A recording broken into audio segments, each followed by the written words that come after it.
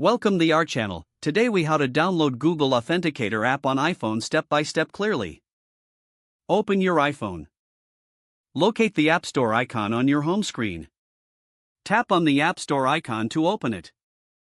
Once inside the App Store, look for the search bar at the bottom of the screen. Tap on the search bar to activate it. Type Google Authenticator into the search bar. Press the search button on your keyboard. In the search results, find the app that is developed by Google LLC.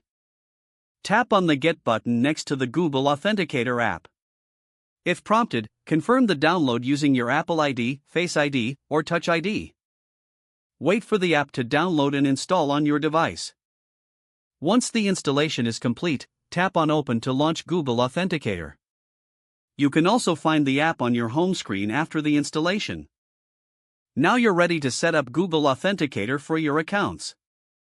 If the page does not load, refresh the browser or try again in a private or incognito window. Make sure you are using the correct email address, then retype it carefully to avoid small typos.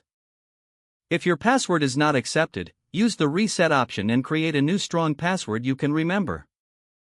Check your spam folder for verification or security emails, then complete any requested confirmation steps. Enable two-factor authentication if available to improve account security and reduce unauthorized access risk. After signing in, review your profile details so your contact information and settings are accurate and current. If you see an error message, note it down and try again after restarting your device and internet connection. Log out when you finish, especially on shared devices, to keep your account and payment information secure. If the page does not load, refresh the browser or try again in a private or incognito window. Make sure you are using the correct email address, then retype it carefully to avoid small typos. If your password is not accepted, use the reset option and create a new strong password you can remember. Check your spam folder for verification or security emails, then complete any requested confirmation steps. Enable two-factor authentication if available to improve account security and reduce unauthorized access risk. After signing in, review your profile details so your contact information and settings are accurate and current.